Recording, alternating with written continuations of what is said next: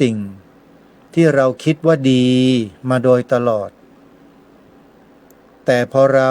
อยู่กับมันเข้ามากๆเราก็กลายเป็นอย่างที่เราเป็นกันหมุนอยู่ทุกวันเนี้ยที่เป็นเหมือนกันเนี่ย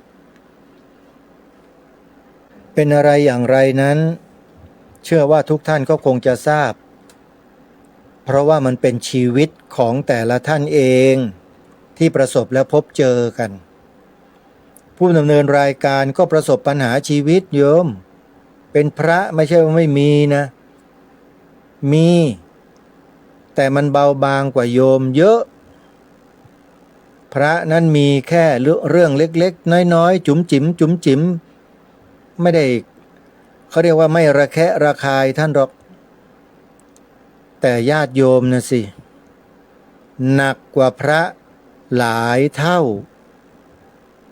สารพัดเลยตั้งแต่ตื่นมาเนี่ยโยมเอ้ยคฤหัสถ์ญาติโยมเนี่ยผู้ครองเรือนครอบครัวใครก็ไม่รู้นะตั้งชื่อว่าครอบครัวหมายถึงมนุษย์ที่อยู่รวมกันเป็นญาติใกล้ชิดกันเป็นพ่อแม่ลูกกันอยู่รวมกันเขาเรียกว่าครอบครัวหลวงปู่ชาสุภัทโทแห่งวัดหนองป่าพงท่านได้เทศนาสั่งสอนศิษยานุศิษย์เรื่องครอบครัวแบบสั้นๆสไตล์หลวงปู่ชาเอาไว้ผู้ชายก็อยากจะหนีไปบวชผู้หญิงก็อยากจะหนี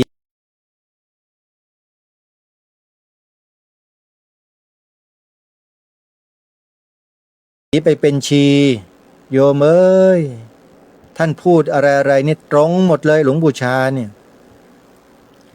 ท่านตีความให้กับญาติโยมฟังเทศแบบพระป่านะโยมนะครอบรู้จักไหมครอบเอาอะไรก็ได้แคบๆมาครอบเอาไว้เป็นวงจำกัดเช่นฝาชีครอบแล้วก็ครัวใครเคยเข้าครัวบ้างไหมมันยุ่งมันวุ่นวายแค่ไหนครัวน่ะมันยุ่งจริงๆนะโยมอาตมาเนี่ยเคยเข้าครัวสมัยเป็นเด็กๆวัยรุ่นผัดกับข้าวหุงข้าวล้างถ้วยล้างชามเป็นเด็กวัดเนี่ยดูแลหลวงลุงตาบอดทำทุกอย่างครัวนี่วุ่นวายที่สุดนะโยมทีนี้มันทั้งครอบแล้วก็ครัวอยู่ในครอบโยมว่ายุ่งไหมโยมโอ้โหอึดอัดแทบตายใช่ไหมเนี่ยคู่ผัวตัวเมียขออภัยนะโยมที่ใช้ภาษาอย่างนี้คู่สามีคู่ภรรยาเอาหน่อยเดี๋ยวเขาจะว่าพูดไม่เป็นอยู่ด้วยกันมาเนี่ยโยมเชื่อไหมว่าเกือบ100%อยากจะหนีออกจากกันแต่มันไปไม่ได้ ขออภัยนะโยมที่พูดความจริงเนี่ยไปไม่ได้มันติดเงื่อนไขโอ้ยสารพัดเลยนี่แหละคือความจริงครอบครัวเห็นไหมมันยุ่งนะโยมวุ่นวายน่าดูเลยพระสงฆ์ท่านออกจากเรือนมาแล้วไม่เกี่ยวข้องด้วยเรือนแล้วโยมแล้วโยมคิดว่าเบาไหมจ๊ะโยมจ๋า พระเนี่ยไม่มีภาระอะไรต้องรับผิดชอบเหมือนโยมอาศัยข้าวที่โยมใส่บาตรฉันประทังชีวิตแล้วทำกิจของพระศาสนาเผยแผ่ธรรมสอนธรรมให้แก่ประชาชนโยมที่กำลังทุกข์กันอยู่ในครอบครัวนั่นแหละพระได้ฉันข้าวโยมแล้วพระก็ไปแนะนำโยมไปบอกโยมว่าโยมคนเราเนี่ยนะ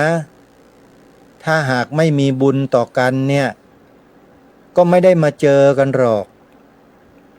เมื่อเจอกันแล้วก็ได้ร่วมหอลงโรงลงโรงเนาะร่วมหอลงโรงกันก็คืออยู่ด้วยกัน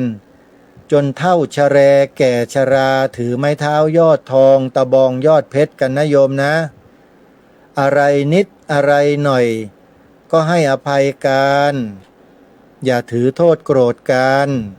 พระก็สอนโยมก็เข้าใจแล้วก็พยุงสังคมครอบครัวของเราเนี่ยมาได้จนถึงทุกวันนี้โยมพระสงฆ์เราเนี่ยทำหน้าที่ในลักษณะเช่นนี้กันมา2,000 กว่าปีไม่ใช่เพิ่งจะมามีนะโยมนะมีมานานแล้ว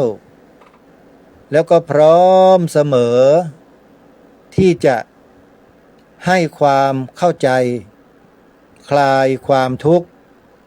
แก่ญาติโยมสาธุชนที่มีทุกท่านหนึ่งในนั้น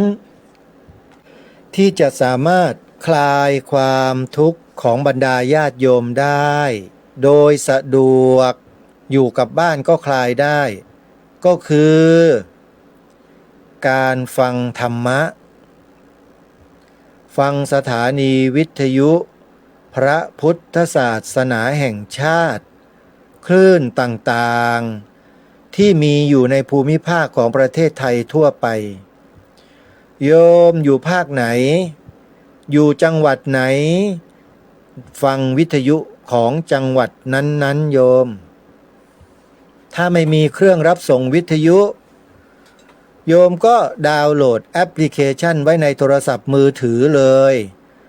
ทันสมัยกว่าวิทยุเยอะแยะไปหมดเลยไม่ใช่ว่าความทันสมัยไปหมดนะไม่ใช่นะโยมอันนี้เป็นสำนวนของเขานะมีประโยชน์มากมายเลยโยมแอปพลิเคชันเนี้ยแต่ก่อนโยมเปิดวิทยุฟังได้ทีละคลื่นหมุนไปก็แค่แค่เสียงไม่ชัดบางทีก็ฟังได้บางทีก็ฟังไม่ได้ต้องหมุนโทรศัพท์ตีลังกาแล้วตะแคงแล้วจับไปแขวนไว้บนต้นไม้แล้วมันยังไม่ค่อยดังเลยใช่ไหมแต่แอปพลิเคชันที่อยู่ในโทรศัพท์มือถือที่แนะนำให้เนี่ยโยมจะไปอยู่ใต้ดินจะไปอยู่บนต้นไม้จะหลบเข้าไปในกำแพงหนา80 เมตรหนีไม่พ้นสัญญาณอิเล็กทรอนิกส์เนี่ยเขาเรียกว่าสัญญาณดิจิตอลมันทะลุทะลวงกำแพงไปถึงโทรศัพท์มือถือโยมได้แบบสบายแล้วโยมก็เปิดฟังไปดิ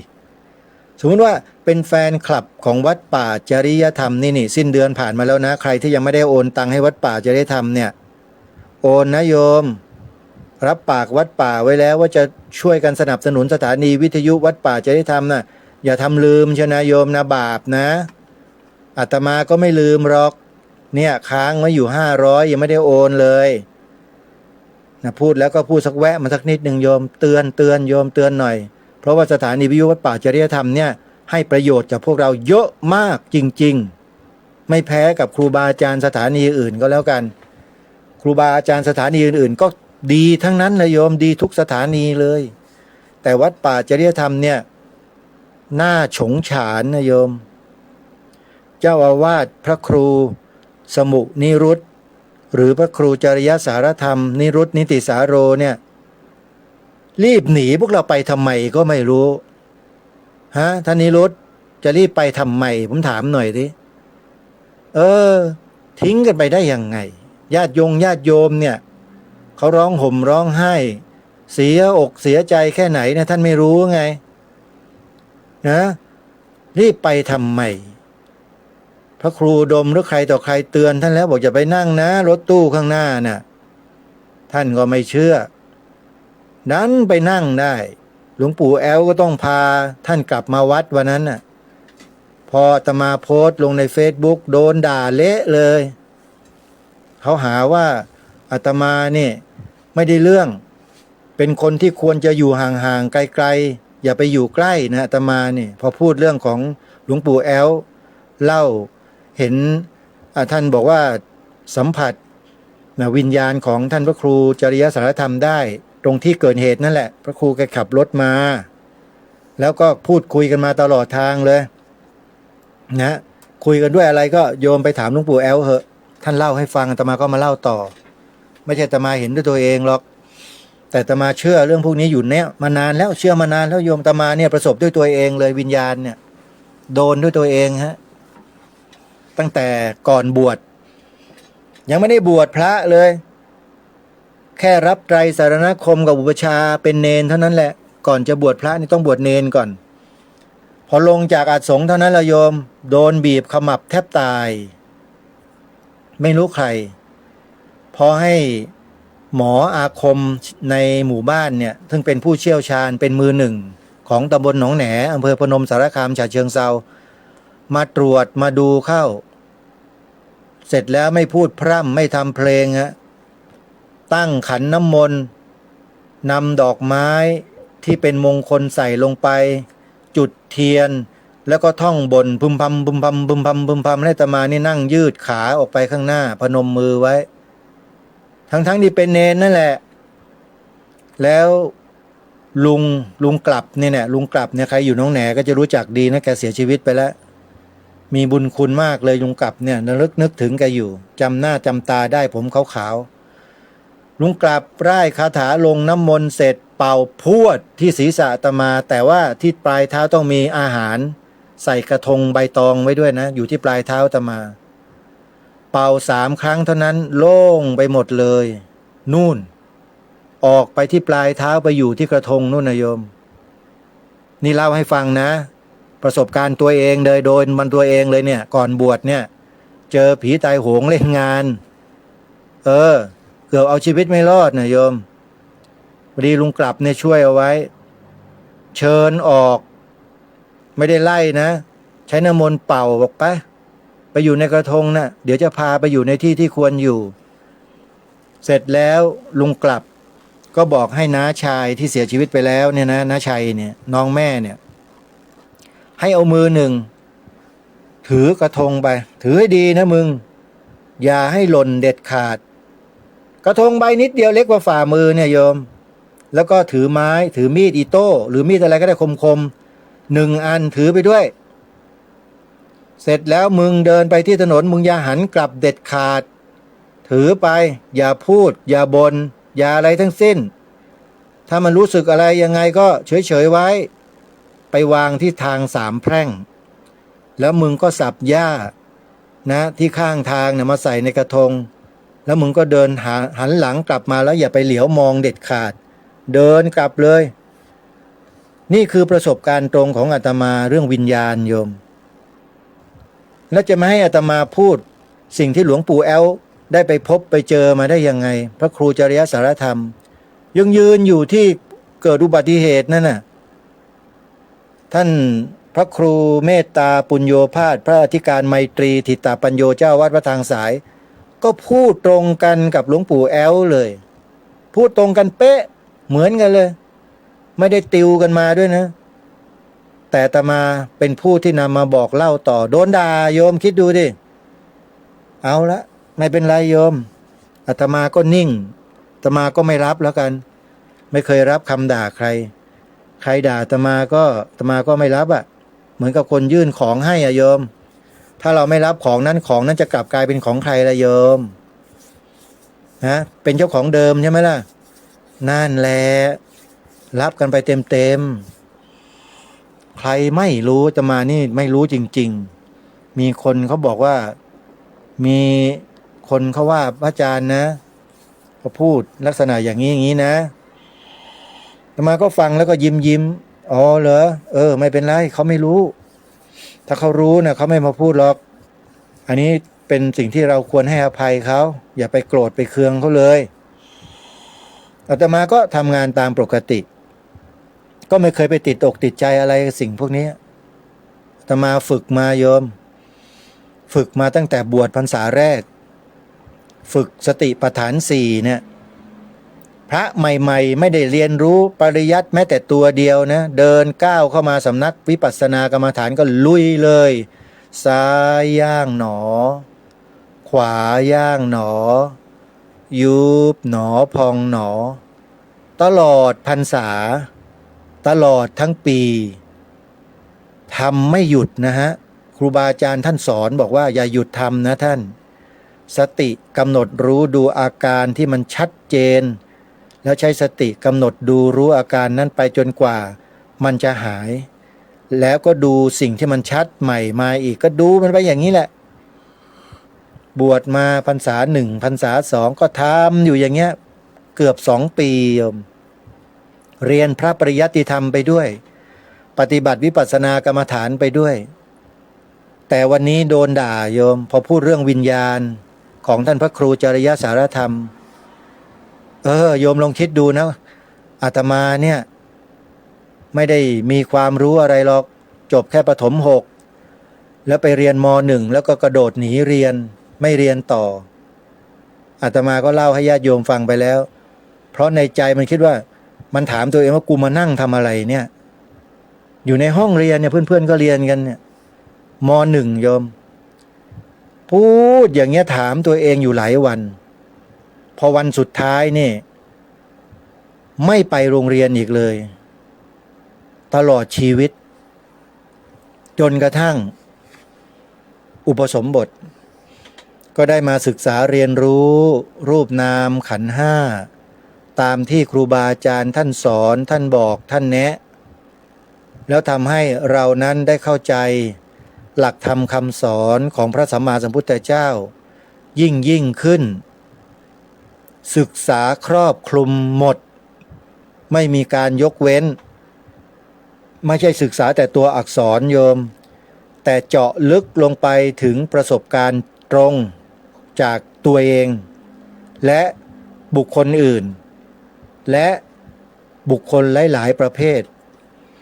ศึกษาหาข้อมูลต่างๆนานา16ชั้นฟ้า15ชั้นดินมีจริงหรือเปล่าแล้วคืออะไรสรุปพอศึกษาไปศึกษามาสรุปแล้วเจอว่าคืออะไรพอเจอเท่านั้นก็จบไม่ต้องดิ้นรนขวนขวายไปศึกษาอะไรให้มันเสียเวลาเพิ่มเติมอีกกลับมาดูที่จุดเดิมตัวเองนี่แหละก็คือกายใจของเราที่เรียกว่ารูปนามหรือขันธ์ห้าไม่มีอะไรที่จะเป็นตำราเรียนที่ดีเท่ากับขันธ์ห้าญาติโยมพระพุทธเจ้าได้ทรงวางหลักสูตรการศึกษาเล่าเรียนรู้ขันธ์ห้าไว้หมดไม่มีเหลือแล้วทรงประทานเอาไว้ให้เต็มหลักสูตรเลยอะไรล่ะหลักสูตรนั้นโพธิปักขิยธรรม37ประการแค่นี้พอเลยอาตมานะศึกษาเท่านี้แหละอย่างอื่นเป็นข้อปลีกย่อยเป็นการเสริมความรู้เป็นองค์ประกอบในการที่เราจะนำไปกล่าวไปแสดงไปพูดไปพบไปเจอไปท้าโต้วาทีโต้วาทะก็ใช้เกร็ดเล็กๆน้อยๆเหล่านั้นแหละมาเป็นข้ออุปมาอุปไมยเปรียบเทียบแล้วก็ต่อสู้กับสิ่งที่ไม่ถูกต้องทั้งหลายที่เราอาจจะเผชิญไปข้างหน้านั่นก็คือมิจฉาทิฏฐิมีอยู่เต็มโลกเลยเราจะสู้ไหวไหมเนี่ยไหวทำไมจะไม่ไหวปะโถจิ๊บไปยากอะไรก็ในเมื่อเราเนี่ยมั่นใจตัวเราเองว่าเราเป็นสัมมาทิฏฐิแน่นอนส่วนความเป็นมิจฉาทิฏฐิของเรานั้นมีน้อยมากอะโยมน้อยมากแต่สัมมาทิฏฐิเนี่ยเยอะเราก็ใช้สัมมาทิฏฐิของเรานี่แหละเผยแผ่หลักธรรมคำสอนของพระสัมมาสัมพุทธเจ้าที่เป็นสัมมาทิฏฐิเพื่อให้ผู้คนในสังคมที่กำลังอยู่ในยุคของโซเชียลเน็ตเวิร์กโชว์เวิร์กเน็ตวอร์กอะไรต่างๆเหล่านี้มันไปกันใหญ่แล้วทุกวันนี้โยมAI นี่มันครอบงำมนุษยโลกแทบเรียกว่าจะไม่ดิ้นไปไหนกันเลยอ่ะอยู่กับ AI ตลอดเพราะอะไรล่ะถามอะไร AI มันก็ตอบหมดนะโยมมันจะไม่รักไม่ชอบไม่หลงได้ยังไงถูกไหม AI ทำให้หมดเลยแล้วมันทำได้จริงๆนะโยมนะอาตมาภาพลองมาแล้วนี่เมื่อวันที่23พ ฤษภาคมที่ผ่านมาเนี่ยเป็นครั้งแรกเลยที่ทดสอบการใช้เครื่องมือ AI ในการผลิตสื่อเหลือเชื่อมหัศจรรย์จริงๆแค่ป้อนข้อความเข้าไปป้อนข้อมูลเข้าไปเพียงแค่นิดเดียวเท่านั้นแหละแล้วเราก็ค่อยๆแตะเพื่อที่จะดูข้อความที่เขาตั้งขึ้นมาไว้ว่าเราจะทำอะไรแล้วก็แตะไปที่ตัวนั้นประโยคนั้น AI มันก็ประมวลผลทันทีเลยไม่ถึง5 วินาทีออกมาแล้วปรื๊ดให้เราได้อ่านเป็นขั้นเป็นตอนเกิดความเข้าอกเข้าใจง่ายมากๆเลยไอ้ที่ธรรมภาพบอกว่าอันตรายนี่ก็เพราะว่ากลัวว่ามนุษย์เราเนี่ยนำ AI ไปใช้ในทางที่ผิดทางที่ไม่ดีงามอันนี้น่ากลัวมากเลยท่านผู้ฟังและที่มันจะเป็นอย่างนั้นก็เพราะมนุษย์เหล่านั้นยังไม่ได้ฝึกฝนอบรมจิตของตัวเองให้ดีพอมาเจอกับ AI มันก็ไปกันใหญ่เลยสิฮะผสมโรงกันไปใหญ่เลยทีนี้ AI ก็เลยกลายเป็นผู้จูงจมูกมนุษย์ให้ไปทางนู้นไปทางนี้ไปทางนั้นอันนี้หมายถึงกรณีที่คนนำ AI ไปใช้หลอกลวงมนุษย์ด้วยกันนะและมนุษย์เราก็ไปหลงเชื่อไปติดกับดักเข้าก็โดนหลอกอยู่อย่างนั้นนะพระอย่างเราอาตมาภาพทั้งหลายเนี่ยไม่ได้คุยโม้โอ้อวดนะโยมเหล่าบรรดาอาตมาภาพทั้งหลายเนี่ยฝึกฝนอบรมตนมาพอสมควรแล้วไม่ได้อยู่ในฐานะที่จะต้องมานั่งศึกษาเรียนรู้เหมือนอย่างผู้ใหม่พูดง่ายๆว่าเก๋าเกมแล้วโยมนะเราอาตมาภาพทั้งหลายเนี่ยมันเก๋าเกมกันแล้วอ้าปากพวกเราก็เห็นลิ้นไก่ฝ่ายศัตรูแล้วโยมเนี่ยประสบการณ์ทั้งนั้นโยมที่มันคอยบอกคอยแนะคอยสอนคอยเตือนให้เราเนี่ยนะอยู่ในทำนองคลองธรรมอยู่ในศีลอยู่ในธรรมไม่ใช่อยู่ในโลกแห่งสมมุติแล้วก็หลงโลกอันนี้ต้องขอฝากท่านผู้ฟังว่าถ้าหากว่าเรานั้นยังไม่ได้สดับรับฟังยังไม่ได้ศึกษายังไม่ได้เรียนรู้พระธรรมคำสอนของพระสัมมาสัมพุทธเจ้าเลยเนี่ยนะถึงแม้ว่าจะไปจบไปเรียนหลักสูตรเลิศสแมนแตนแค่ไหนในโลกตะวันตกตะวันออกอเมริกานะโลกอะไรก็แล้วแต่จบมาในระดับไหนก็แล้วแต่ถ้าไม่รู้ตัวเองไม่รู้จักตัวเองเนี่ยนะเสียเวลา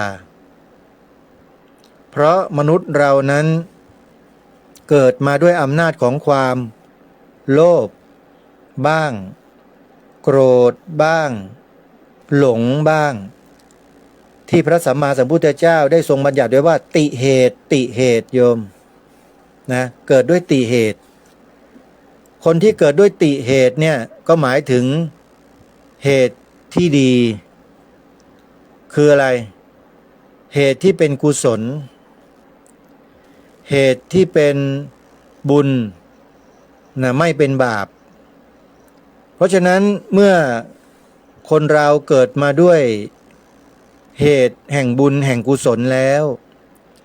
ก็ย่อมมีภาวะที่พร้อม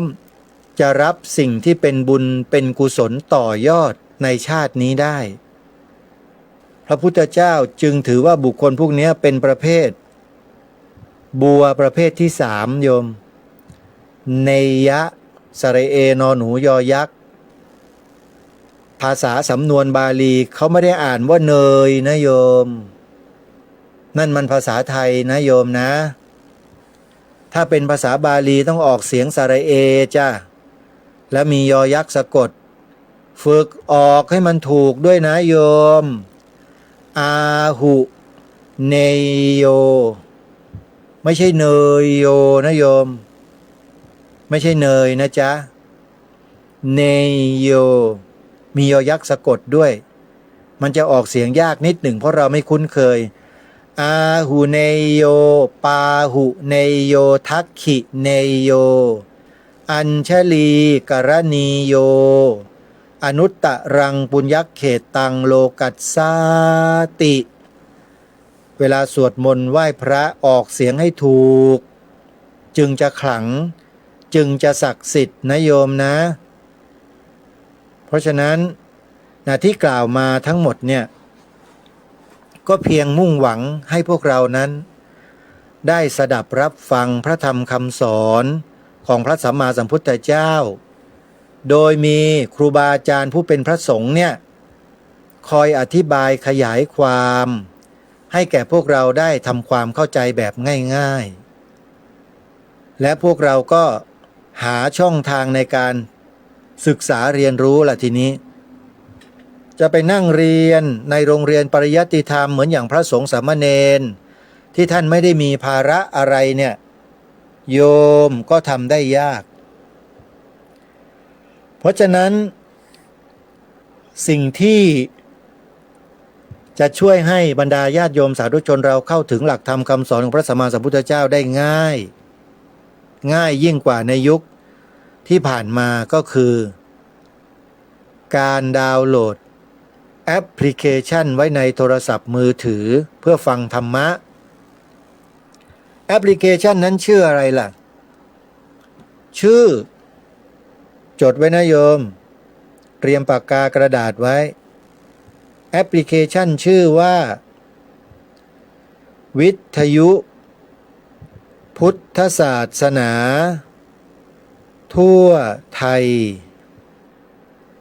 อีกครั้งหนึ่งนะโยมแอปพลิเคชันมีชื่อว่าวิทยุพุทธศาสนาทั่วไทยเปิดฟังเลย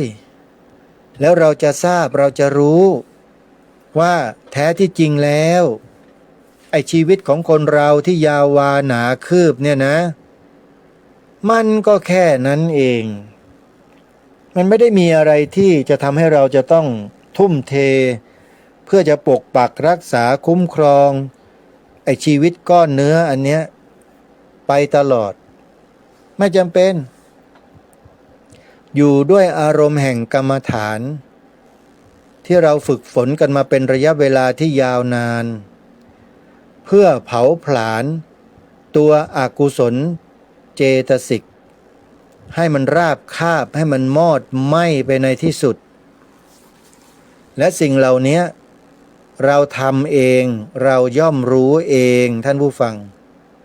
จะให้คนอื่นๆมารู้อย่างที่เรารู้ไม่ได้รู้แทนกันได้ที่ไหนแล้วของผู้นิยมนอกจากจะสดับปรับฟังแล้วเจริญจิตภาวนากันแบบนี้เท่านั้นแล้วจะเข้าถึงกันได้โดยไวจึงขอฝากพวกเราในที่นี้ว่าอย่าประมาทต่อชีวิตอย่าประมาทต่อภาวะของเราที่จะไปทำภารกิจที่สำคัญอื่นๆในวันข้างหน้าจงให้ความสำคัญกับตัวเราเองแล้วมุ่งสร้างประโยชน์ให้กับส่วนรวมให้มากที่สุดนี่คือประโยชน์อย่างแท้จริงนะท่านสาธุชนผู้ฟังทุกท่านนะท่านครูบาอาจารย์ที่ท่านทำสถานีวิทยุสถานีโทรทัศน์ Facebook TikTok Twitter แล้วก็อะไรๆต่างๆเนี่ยโยมเป็นสื่อสารที่นำเอาหลักธรรมคำสอนของพระสัมมาสัมพุทธเจ้าใส่เข้าไปเนี่ยถือว่าเป็นประโยชน์อย่างมากนะโยมพระเหล่านี้ท่านมีความยินดีและมีความรู้ความเข้าใจถึงการใช้สื่อว่ามีประโยชน์อย่างไรส่วนถ้าใครมีศรัทธามากมีความพร้อมทุกอย่างไม่มีอะไรเป็นอุปสรรคปัญหาเขาก็พร้อมที่จะบวชเข้ามาอยู่ในพระศาสนา และมาศึกษาเพิ่มเติมมาทำกิจให้ครบถ้วนอยู่ในกระบวนแห่งการฝึกฝนอบรมตนอย่างต่อเนื่องชีวิตมันก็เพอร์เฟกต์แล้วญาติโยมแค่นี้ไม่เห็นจำเป็นจะต้องไปดิ้นรนขวนขวายทำอะไรให้มันใหญ่โตให้มันยิ่งใหญ่ให้มันอะไรมากมายเลยเอาพอดีพอดีก็พอแล้วโยมเหมือนอย่างอาตมาภาพเนี่ยสร้างศาลาปฏิบัติธรรมหลังหนึ่งกว้าง10กว้างเท่าไหร่กว้าง10 เมตรยาว15 เมตรถ้าจำไม่ผิดนะไม่ใช่กว้าง12 เมตรยาว20 เมตรเป็นอาคาร2 ชั้นขออภัยอาคารชั้นเดียวเป็นศาลาชั้นเดียวคอนกรีตเสริมเหล็กซึ่งในปัจจุบันก็ได้แต่เทคานทิ้งเอาไว้ให้ฝนมันตกใส่เพราะญาติโยมก็ยังทำบุญมาไม่มากและอีกอย่างหนึ่งอาตมาก็ไปช่วยงานทีมงานของ Walk for Peace ไปช่วยงานเขาไม่ได้หมายความว่าไปช่วยเขาทำงานนะช่วยอำนวยความสะดวกแก่พระภิกษุสงฆ์กลุ่มนี้ให้เข้าไปภายในพระบรมมหาราชวังเพื่อไปถวายความอาลัยพระบรมศพของสมเด็จพระนางเจ้าสิริกิติ์พระบรมราชชนนีพันปีหลวงแล้วก็ได้เข้าไปยืนถวายความอาลัยต่อเบื้องพระพักตร์ของพระบรมศพของพระองค์ท่านในพระที่นั่งดุสิตมหาปราสาทในวันเมื่อวานนี้พระคณะ Walk for Peace ทั้งหมดเลย11 รูปก็ได้มาทำกิจกรรมร่วมกันในกรุงเทพมหานครก็มาช่วงสุดท้ายของรายการเหลือเวลาอีก15 นาทีเท่านั้นท่านผู้ฟังก็คงจะมาประชาสัมพันธ์ให้กับทุกท่านได้ทราบว่าสมาคมผู้ทำคุณประโยชน์เพื่อพระพุทธศาสนาประเทศไทยในพระสังฆราชูปถัมภ์จะจัดงานมอบรางวัลเสาอโศกผู้นำศีลธรรมขึ้นในวันศุกร์ที่5 มิถุนายนศกนี้ก็คือในวันพรุ่งนี้แล้วท่านผู้ฟังใครที่มีโอกาสจะร่วมทำบุญสนับสนุนถวายอาหารบิณฑบาตแด่ท่านก็สามารถมาใส่บาตรท่านได้ท่านจะออกรับบาตรในเวลาประมาณ 9 นาฬิกาของทุกวันที่ท่านอยู่อาศัยอยู่ที่นี่ที่ไหนล่ะวัดนาคปรก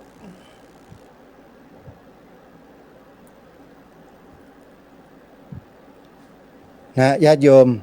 วัดนาคปรกท่านพักอยู่ที่นั่นและอีกส่วนหนึ่งก็พักอยู่ที่วัดปากน้ำภาษีเจริญแยกกันไปแต่พระสงฆ์ Walk for Peace ส่วนมากเนี่ยก็จะพักอยู่ที่วัดนาคปรกและทุกวันตอนเช้า 9 นาฬิกา 9 โมงเช้านะท่านจะออกมารับบิณฑบาตกับญาติโยมที่มาใส่บาตรท่านใครที่ต้องการจะพบกับท่านก็ไปที่วัดนาคปรกกันได้นะหรือไม่ก็วัดปากน้ำก็ได้โยมมี2 แห่งส่วนกิจกรรมที่ท่านมาในเมืองไทยแล้วจะไปร่วมเนี่ยก็คือกิจกรรมที่อาตมาภาพพูดมาโดยตลอดว่าสมาคมเนี้ยเป็นสมาคมที่มีคณะกรรมการมีประสบการณ์สูงและรู้จักคนในสังคมเยอะก็จะทำการคัดสรรบุคลากรบุคคลที่มีศักยภาพทั้งทางโลกแล้วก็ทางธรรมเนี่ยนะให้เขาได้รับโอกาสเหล่านี้จากพระคุณเจ้าก็จึงฝากญาติโยมสาธุชนว่าเราอย่าทิ้งพระคุณเจ้าอย่าทิ้งพระภิกษุสงฆ์นะโยมนะที่ท่านเดินทางรอนแรมมาจากต่างประเทศเนี่ยส่วนหนึ่งก็คือต้องการมาโปรดญาติโยมนี่แหละในเมืองไทยโยม ญาติโยมในเมืองไทยเรานี่แหละเรานี่ถือว่าโชคดีกันมากนะที่ได้มีโอกาสมาสัมผัสกับอโลกาสุนัขที่คณะสงฆ์ Walk for Peace จูงเดินธรรมยาตราไปตลอดระยะทาง3,700 กิโลเมตรบัดนี้ท่านปัญญากระหัวหน้า Walk for Peace ก็ได้นำสุนัขอโลกามาที่เมืองไทยด้วยเช่นกันโยมจึงขอฝากให้พวกเราได้ร่วมสนับสนุนส่งเสริมกันนะโยมนะเรื่องประชาสัมพันธ์ข่าวสารงานบุญก็จบไปแล้วหนึ่งเรื่องอีกเรื่องหนึ่งก็คือเรื่องงานปริวาสกรรมในเดือนกรกฎาคมวัดศรีอุดมวงศ์ตำบลศรีสงครามอำเภอวังสะพุงจังหวัดเลยจัดงานปฏิบัติธรรมและอยู่ปริวาสกรรมระหว่างวันที่15ถึง24กันยายนตั้งแต่วันที่ขออภัย15ถึง24กรกฎาคมอาตมาก็พอง่วงๆจัดแล้วมันก็จะเป็นอย่างนี้โยมขออภัยด้วยนะขอเข้ามา15ถึง24กรกฎาคมงานปริวาสกรรมของวัดศรีอุดมวงศ์ตำบลศรีสงครามอำเภอวังสะพุงจังหวัดเลยใครที่จะถวายภัตตาหารเช้าภัตตาหารเพลก็สามารถโอนปัจจัยเข้าร่วมทำบุญได้ที่ธนาคารกรุงไทยหมายเลขบัญชี403-196-3777เบอร์บัญชีนะโยมธนาคารกรุงไทยเลขบัญชี403-196-3777จดกันไว้นะโยมเบอร์โทรศัพท์เบอร์โทรศัพท์089-840-4968อนุโมทนาบุญทุกท่านทีนี้มางานสำคัญแล้วอาตมาภาพได้รับมอบหมายจากสมาคมผู้ทำคุณประโยชน์เพื่อพระพุทธศาสนาประเทศไทยมากล่าวต้อนรับเล็กๆกับหมู่คณะของ Walk for Peace อาตมาก็ได้พูดกล่าวต้อนรับเป็นภาษาไทยแต่ท่านปัญญาการะท่านบอกว่ายังไงก็ขอให้ญาติโยมสาธุชนทั้งหลายเดินทางมาโดยสะดวกแล้วก็มาที่วัดนาคปรกทางพระอาจารย์ปัญญาการะก็จะมีเวทีสำหรับถามตอบใครที่มีข้อสงสัยอย่างไรเกี่ยวกับกระดูกเกี่ยวกับอะไรต่างๆที่อยู่ใกล้ๆแล้วก็สามารถใช้สิ่งที่อำนวยความสะดวกแล้วก็เครื่องมือช่วยเหลือช่วยเราได้เอานะโยมนะอาตมาก็เริ่มที่จะเพี้ยนไปบ้างแล้วขออภัยด้วยเพราะว่าอดหลับอดนอนไม่ค่อยได้พักผ่อนเท่าไหร่3วันมาเนี่ยคอยที่จะประสานงานกับพระสงฆ์ Walk for Peace เมื่อวานนี้ก็ได้มีโอกาสพาท่านเข้าไปถวายความอาลัยแด่พระบรมศพ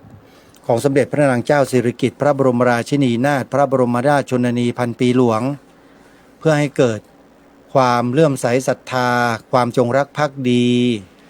ต่อพวกเราชาว Walk for Peace กันด้วยนี่ก็เป็นบรรยากาศของสถานที่ได้นำมาบอกเล่าให้กับทุกท่านได้ทราบว่ามีกิจกรรมที่ไหนอย่างไรกันบ้างอย่างวัดศรีอุดมวงศ์ที่กล่าวมาเนี่ยโยมวัดศรีอุดมวงศ์บ้านน้อยนาตำบลศรีสงครามอำเภอวังสะพุงจังหวัดเลยโดยท่านเจ้าวาดพระครูดมวรานุวัตรจัดงานปฏิบัติธรรมอยู่ปฏิวัติกรรม15ถึง24 กรกฎาคมอันนี้บอกวันเดือนปีชัดแล้วนะญาติโยมก็มาตามนั้นและที่สมาคมผู้ทำคุณประโยชน์เพื่อพระพุทธศาสนาประเทศไทยก็จะเตรียมการลงพื้นที่เพื่อสังเกตการดูถึงความเรียบร้อยในขั้นตอนสุดท้ายก่อนที่จะเริ่มงานในวันพรุ่งนี้5 มิถุนายนท่านสาธุชนผู้ฟังทุกท่านใครที่จะเดินทางไปในงานมอบรางวัลเสาอโศกผู้นำศีลธรรมเนี่ยโยมต้องโทรศัพท์มาแจ้งเจ้าหน้าที่แต่เนิ่นๆซะก่อนว่าโยมจะมายังไงจะนำรถมาเองไหมแล้วถ้านำมาแล้วจะมาจอดที่ไหนในวัดก็มีที่จอดอยู่แต่จะจอดหรือไม่อันนี้ก็แล้วแต่ดุลพินิจของญาติโยมนะอาตมามีหน้าที่อำนวยความสะดวกให้นะโยมก็ถือว่าโยมทั้งสองก็ได้เข้ามาสู่ลานอโศกวัดมหาธาตุยุวราชรังสฤษฎ์เป็นที่เรียบร้อยแล้วขออนุโมทนาสาธุงานมอบรางวัลเสาอโศกผู้นำศีลธรรมที่มหาวิทยาลัยเทคโนโลยีราชมงคลธัญบุรีตำบลคลอง6อำเภอคลองหลวงจังหวัดปทุมธานีเนี่ยท่านอธิการบดีมหาวิทยาลัยแห่งนี้ท่านออกมาแถลงข่าวแล้วก็มากล่าวต้อนรับคณะสงฆ์ Walk for Peace ที่สนามบินสุวรรณภูมิพร้อมด้วยท่านนายกสมาคมผู้ทำคุณประโยชน์เพื่อพระพุทธศาสนาประเทศไทยคือท่านพลเอกธงชัยเกื้อสกุลก็มากล่าวต้อนรับคณะพระสงฆ์ Walk for Peace โดยเฉพาะเลยเพื่อให้ท่านนั้นเข้ารับรางวัลตามที่ได้กำหนดหมายเอาไว้ก็คือวันที่5 มิถุนายนที่จะถึงนี้นะโยมนะก็วันพรุ่งนี้แล้วนะใครที่สนใจก็ walk in เข้าไปที่งานได้เลยนะก็เป็นกิจกรรมที่ขอบอกว่ามีความยิ่งใหญ่อลังการพอสมควรเพราะว่าเป็นฝีมือของนักศึกษามหาวิทยาลัยเทคโนโลยีราชมงคลในการจัดเตรียมสถานที่ให้สมศักดิ์ศรีของรางวัลที่มอบให้กับพี่น้องชาวพุทธที่มีความทุ่มเทและเสียสละในการทำรงรักษาไว้ซึ่งพระบวรพุทธศาสนาของชาติบ้านเมืองของเราเพียงแค่กล่าว2 ประโยคตามที่ทางรายการแนะนำไปเนี่ยก็เท่ากับว่าท่านได้ช่วยกันรักษาชาติบ้านเมืองของเราเอาไว้ได้แล้วจะรักษาอย่างไรนั้นเดี๋ยวค่อยมาอธิบายในโอกาสต่อไปแล้วกันญาติโยมเพราะว่าเวลานั้นก็ไล่เข้ามาแล้วก็อย่าลืมนะ5 มิถุนายนไปร่วมงานมอบรางวัลเสาอโศกผู้นำศีลธรรมที่มหาวิทยาลัยเทคโนโลยีราชมงคลธัญบุรีตำบลคลอง6อำเภอท่าตูมขออภัยอำเภอคลองหลวงจังหวัดปทุมธานีนั่นเห็นไหมเริ่มเพี้ยนอีกแล้วแต่มาพอง่วงแล้วมันเป็นอย่างเงี้ยขอเข้ามาญาติโยมด้วยนะโยมอย่าถือสาเด้อจะหมดเวลาแล้วโยมจะไปรอดหรือไม่รอดเดี๋ยว2-3 นาทีเอาให้มันจบแล้วก็อย่าลืมนะสร้างศาลาปฏิบัติธรรมให้อาตมาด้วยนะโยมอาตมายังไปไม่ถึงไหนเลยเนี่ย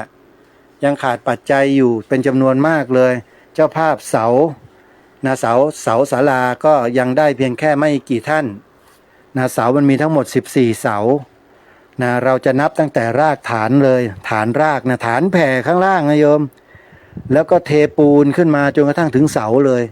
เราคิด1 ต้นให้โยมทำบุญเป็นเจ้าภาพนะต้นละ10,000 บาทอนุโมทนาบุญกับโยมป้าอมรมั่นกลัดที่รับเป็นเจ้าภาพ1 ต้นคุณตาคุณยายติ๊บคุณตาอุ่นสายบุญของโยมเหมยจุมอ่อน1 ต้นแล้วก็ยังมีคุณโยมแม่ฟองจันปัญญาตุ้ยอยู่อำเภอสารพีจังหวัดเชียงใหม่1 ต้น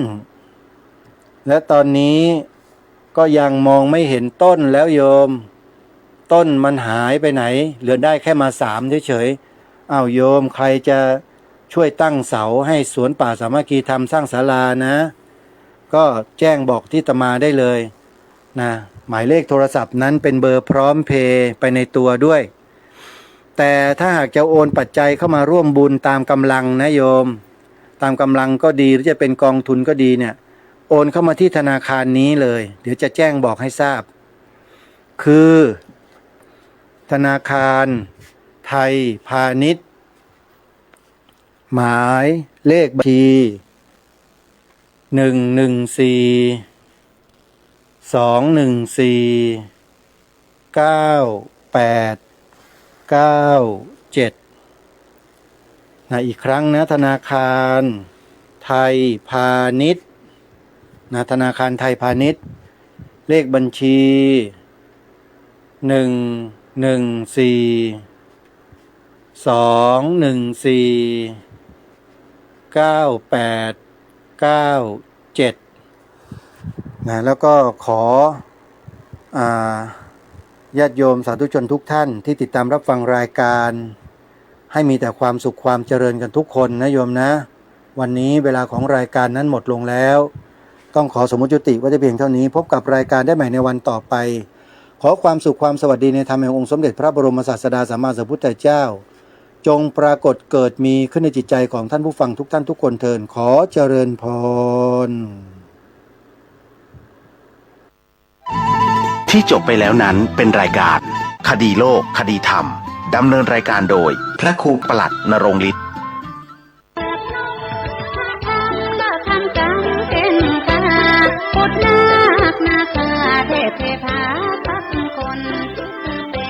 กำหนดการพิธีทำบุญตักบาตรมุทิตารำลึกครบรอบวันคล้ายวันเกิดชาติการ148 ปีครูบาเจ้าศรีวิชัยนักบุญแห่งล้านนาไทยจัดงานวันพระราชบดีที่11มิถุนายนพุทธศักราช2569ณลานอนุสาวรีย์ครูบาศรีวิชัยหมู่ที่2ตำบลสุเทพอำเภอเมืองเชียงใหม่จังหวัดเชียงใหม่มีพระธรรมเสนาบดีเจ้าคณะภาคเจ้าวาดวัดพระธาตุดอยสุเทพประธานฝ่ายสงฆ์นายวรุษวิสิทธิ์ศิลป์นายอำเภอเมืองเชียงใหม่ประธานฝ่ายคารวะกำหนดการวันพฤหัสบดีที่11มิถุนายน6:29 นาทีพิธีทำบุญตักบาตรพระภิกษุสามเณรจำนวน239รูปทำบุญตักบาตรมุทิตารำลึกครบรอบวันคล้ายวันเกิดชาติการ148 ปีครูบาเจ้าศรีวิชัยนักบุญแห่งล้านนาไทยเชิญท่านร่วมงานบุญงานนี้โดยพร้อมเพรียงกัน